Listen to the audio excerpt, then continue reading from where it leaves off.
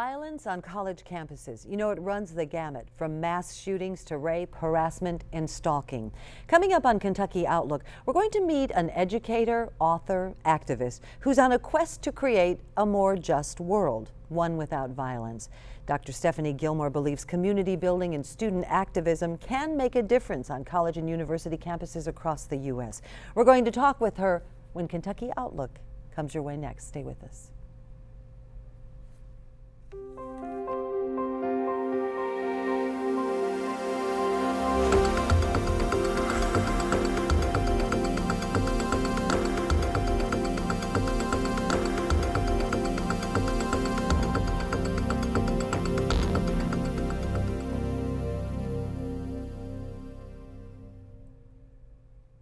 Hello and welcome. The program is Outlook. I'm your host, Barbara Deeb. On the show today, we're going to take a closer look at violence on college campuses and how activating students through community building is showing some results.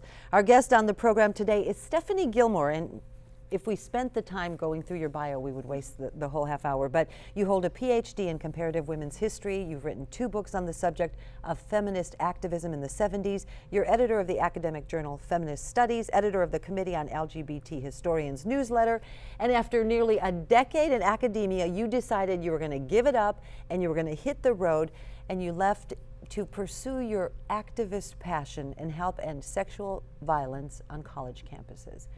Welcome. Thank you. Thank you very much for having me here. Well, you know, you're going to speak on campus as we record this program. You're speaking on campus, but you left academia because you obviously saw a need and you thought you could make a difference. I did. I saw when I was teaching at different colleges and universities around the country, it was not an unusual experience for students to come into my office or to find me somewhere on campus to tell me that they had been assaulted or that they had witnessed an assault, that they were bystanding, or they were just concerned and scared for other students. And when I realized after taking students to the health center or taking students to community resources on or off campus or having a police officer in my office to help a student report, that there were too many limitations for me as a faculty member, and I needed to take the work that I do far beyond the classroom and start working with students as an activist and really paying attention to the work that they are doing and the needs that they have around sexual violence. Well, you know, we're talking about sexual violence, and there are a lot of issues, violent issues on campuses. You know, with the start of the semester here, there were some armed robberies, there were assaults, those kinds of things. So, you know, and mass shootings, while those don't, you know, they're heinous and they're horrible, they don't happen as often, perhaps, as sexual violence. So why sexual violence? Just because? Well, I think that sexual violence is an issue that affects every single person. And while certainly we can see mass shootings taking place on college campuses, or we can certainly point to instances of gun violence on college campuses, that the issue of sexual violence, the reality of sexual violence, is present every single day. We'll be talking for about 30 minutes today. In that time period, according to statistics, 15 women will be assaulted on a college campus. This is something that is far more pressing and urgent when we start to think about how to create communities that are safe and just and available for everyone. You know, when you talk about assaulted, there are degrees of assault. You know, it may not be a rape, it might be fondling, it might be harassment, it might be stalking, so it wears many different faces. It certainly does, and we can certainly pay attention to a spectrum of behaviors that would fall under the issue of sexual harassment or sexual violence, anything from rape jokes made in a sort of casual conversation, but can make people very uncomfortable, even feeling threatened, all the way to stalking, to verbal harassment, to negotiating and wearing someone down, to physical violence and physical threats, to include all the way up to the rape itself. So there's a spectrum of behaviors that students are certainly having to deal with, and by the time they get to a college campus, they have experienced so many of them that it's alarming to me and very sad to me that most women and men know how to negotiate or navigate around sexual violence and often end up being very silent about it. Well, that's a good point. They learn the skills to negotiate around it, so then it almost becomes, I hate to say this, but a sense of normalcy that, you know, well, he was just whatever. Right. But you're saying it needs to take a different approach. It does need to take a different approach. We really need to shift our culture around, and this is something that I see students on college campuses doing right now. You know, we can look to music, we can look to movies, we can look to video games, any facet of What popular about culture. the NFL, what we Well, saw we certainly recently? can look to the NFL. I mean, when we talk about institutions that condone so much violence, right? We can look at what's happened with Janae Palmer Rice, or we can look at Adrian Peterson, right? And to start to see that there are so many places and spaces where abuse is tolerated and normalized. And college campuses are another institution where that certainly is the case. On college campuses, most young women and men get the advice, the information to avoid being raped. Don't put yourself in those situations. And there certainly is merit and personal responsibility in those kinds of messages, right? We all have to be careful for ourselves. But at the same time, what about the message, don't rape? Don't put drugs in someone's drink, right? We shouldn't have to be so excited as we were a couple of weeks ago when 4 young men at a college in North Carolina invented nail polish that if dipped in a drink could detect a date rape drug. Well, no, we had this discussion in the studio with some of the college students, and we were talking to a male and said, would you consider painting your nails, because they make a clear coat? Right. And the discussion was probably not. Right. But Right. that is an also, exciting invention. It is an exciting invention, and we certainly should be heralding these kinds of things, but we can't possibly stop there. Right? This cannot be the story, right? And, you know, and what we're really sending, the message that we're sending is that this is something for women to do, yet another thing for women to do to avoid being raped or assaulted, when in fact, the responsibility goes to the person who would be doing the raping or the assaulting. For all of the statistics we know on rape on college campuses, 100% of rapes happen at the hands of a rapist. At the hands of a rapist, often at the hands of someone they know, an acquaintance. Exactly. And it's not gender specific. No, you know, it's while not. you say, you know, women might be pointed out and victimized, but men are assaulted just as much as women. Absolutely, and on college campuses, the statistics, if we can harness and find good data, the statistics indicate that it is about 1 in 30 men on college campuses that are experiencing some sort of sexual violence as the recipient. And that's alarming, and we certainly do need to be paying attention to the ways in which women and men, queer students and straight students alike, are being harassed and trying to navigate through this very difficult sexual climate that insists that sex should always be available. But we need to talk about where those boundaries are as well. You know, you brought up a point just a minute ago when you said if we could find good data. It is difficult. It's difficult to know. You can't really address a problem until you know what the problem is. It's difficult to get the data because a lot of students are not reporting. And it's not limited to students, you know, faculty, staff, those kinds of things. When you look at a college campus, you're looking at such an array, such a diverse culture in that regard. So it's hard to get good data. It is hard to get good data, and institutions are bound by federal law, the Clery Act in particular, to report sexual violences and to be able to account for the reports that come to them. And these are funneled through campus security, students' offices, women's centers, all sorts of spaces and places are used to gather that kind of data. What we know nationwide is that approximately 1 in 5 women will experience sexual assault on a college campus. Stop there. Say that again. Approximately 1 in 5 women will experience sexual assault on a college campus. So in her career as a college student, 1 in 5 will be assaulted. And this should give us a tremendous amount of pause. This should make us think about this. And what we see is, in terms of Clery reports, at a place like Western Kentucky, for example, the Clery report numbers are anywhere from 0 to 5 reported rapes. There are 21,000 students on this campus. So we're really looking at numbers that would be closer to 4,000, but what we see reported is anywhere from 0 to 5. That is alarming. That is alarming. And what I'm witnessing as I've left the academy and started working with students is that students are so engaged in this issue, and they are really taking so many steps to break the silence around sexual violence. They are taking so many steps to change policies and procedures, reporting processes, and protecting themselves and their friends, right? And they're interested in protecting men too. They don't want men to be labeled as aggressors. Men are not always simply the aggressors, and women are not always the victims. And so they want to have these more sophisticated conversations, and they're on college campuses. The business is learning.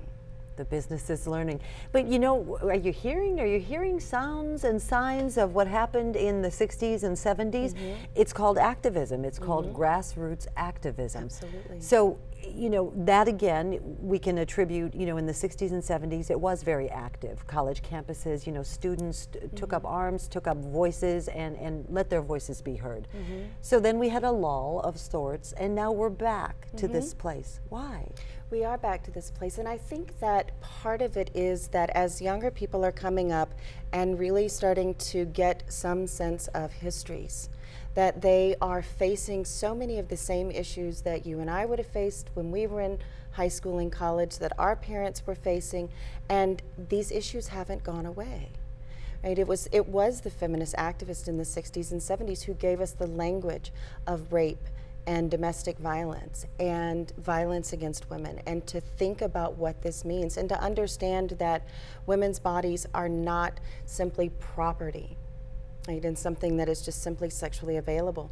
Yeah, as young women are coming up through campus today, they are seeing that the expectation is that they are supposed to be sexually available at all times, but they don't want to surrender that agency.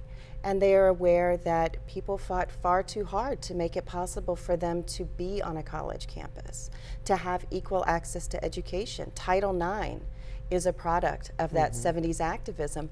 And young women and men today are insisting that they have equal opportunity to education, to every facet of education. And that goes far beyond the classroom and includes their campus safety and security.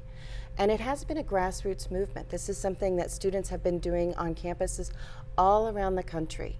And each place is in some ways starting to reinvent the wheel. And so what I do is take messages to them around the country and say, here's what's happening at this campus, at this campus, at this campus, and you can use these strategies and mobilize in some of the same ways.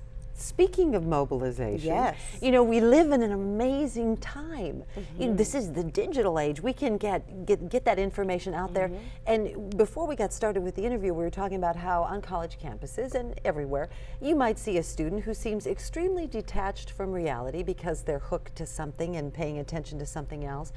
And yet, you said, don't be fooled, because in the event, explain that. In the event that a student hears about one of their own being hurt or harmed in some way, whether it was, you know, a party or in a classroom or in the library or a dining hall, and this, of course, is where sexual assaults happen all over the place. It's not just at the parties. And, you know, when students hear about this, they are very quick to unplug in that way, and they will get mobile and they will get active, and there is no greater power, I think, right now, and young people are harnessing this tremendously, than the quick tweet and the Facebook update and the, you know, getting the social media and really mobilizing those networks. And it's so funny to think about the activists in the 60s and 70s who were trying to do this on a Watts line and sending out newsletters through the postal mail. Now we can't even comprehend how slow that must have been, yet all of the mobilizing they did.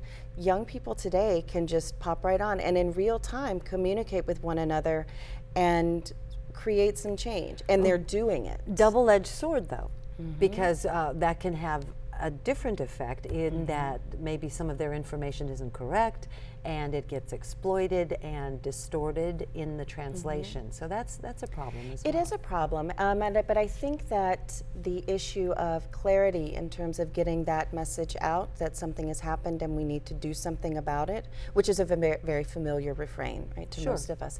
But I think the issue with respect to social media is less about that kind of clarity, because of course something could go wrong.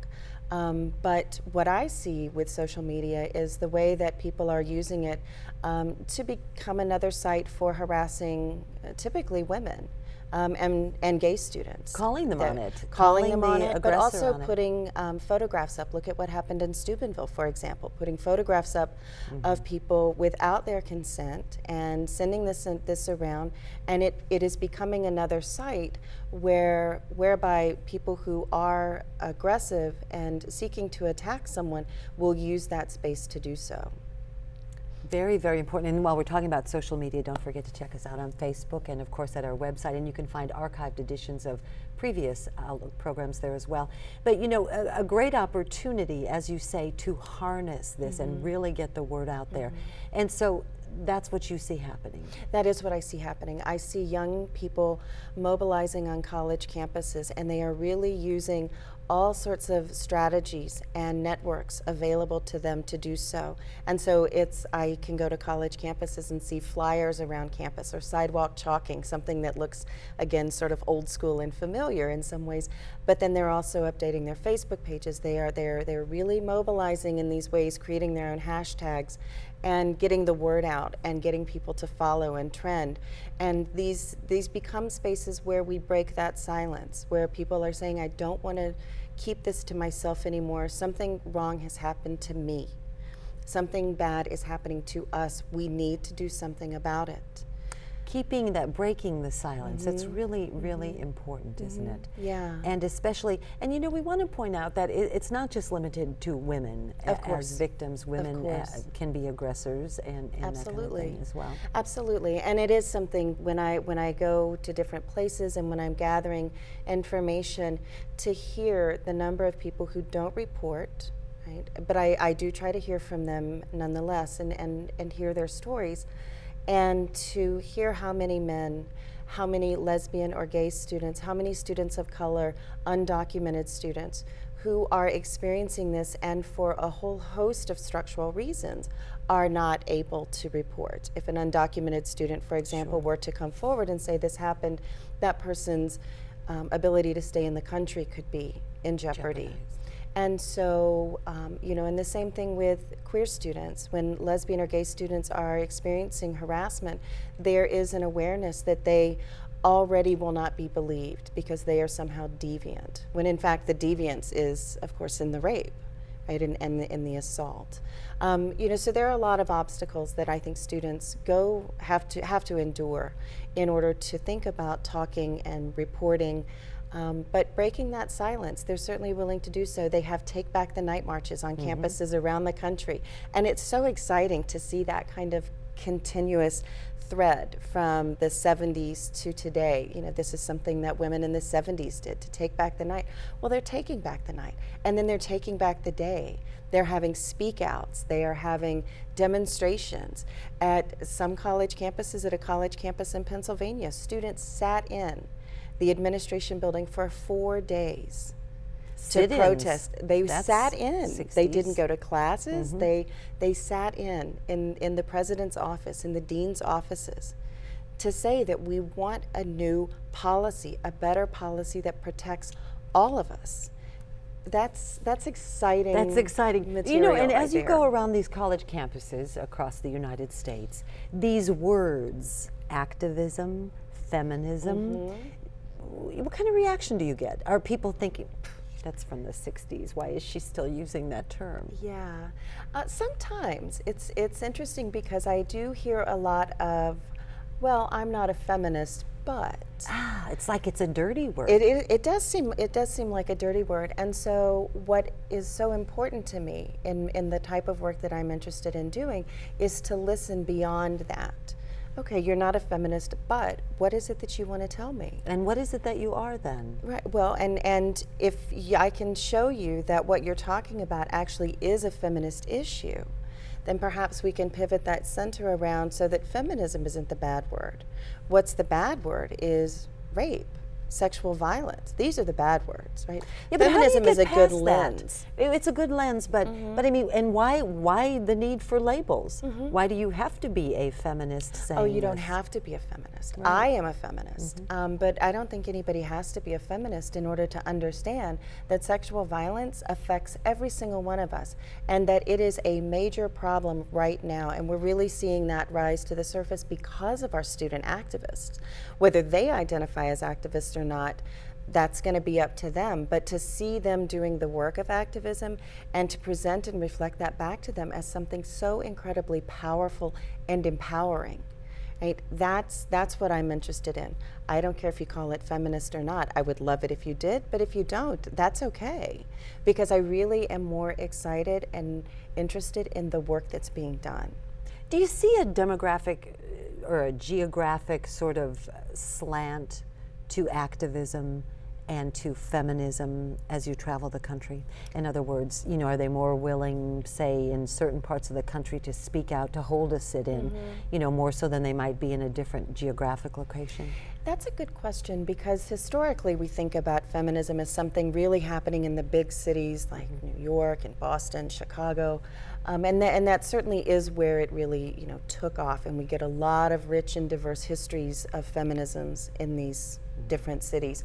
But what I see happening now is that it can be the smallest liberal arts college campus, for example, that will have a 4-day sit-in. In central Pennsylvania, hardly a hotbed of feminist activism historically. And when those students took over, they did so from a feminist point of view, right?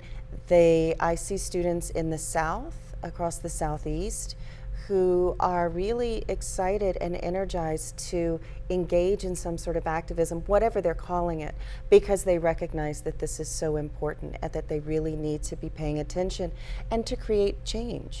Do they call it activism? They do call it it activism. Do they know activism. that that's what they're doing? They do know that's what they're doing. They don't necessarily call it feminist. And they wrangle around with that word a bit, which is fine.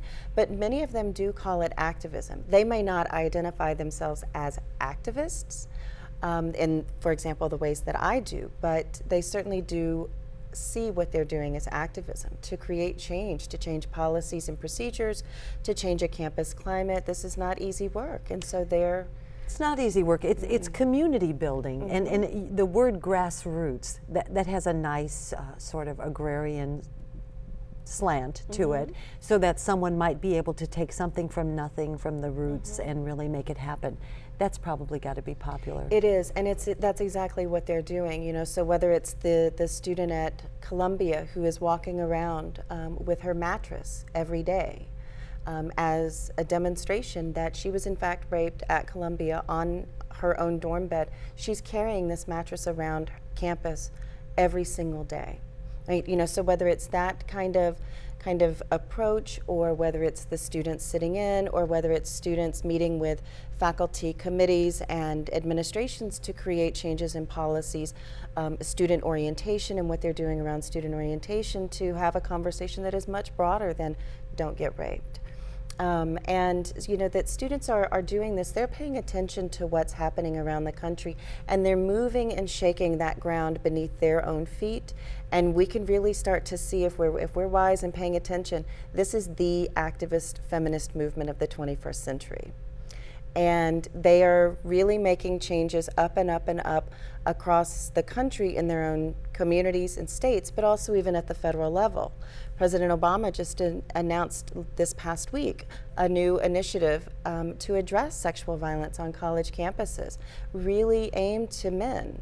And you know, this whole idea that it's up to us to make a difference. You know, the administration, you know, historically, administrations on campuses have turned a blind eye in some cases, but a negative slant on this kind of activism.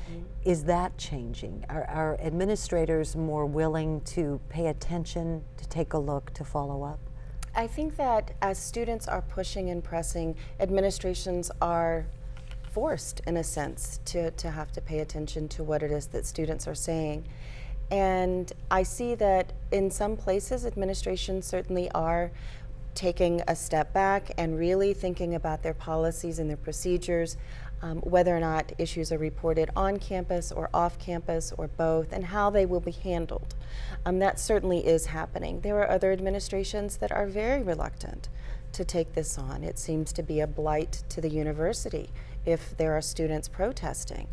And I think, along with so many others, that the actual blight is a community that that where we see sexual violence taking place. That's the problem. And an administration really wants to avoid that kind of reputation. Absolutely. We're just about out of time. So you want a better world where there's no violence in general, but certainly not on college campuses. Certainly not on college campuses. Will you see that in your lifetime? I hope so. I really do. But what I'm interested in doing right now, and what I see happening right now, is this movement taking place, really underway. If I don't see it in my lifetime, I know that my students will. And we'll leave it at that. We've been talking with Stephanie Gilmore, educator, activist, writer. That's going to wrap it up for this week's edition of Kentucky Outlook. We're so glad you joined us. Thanks.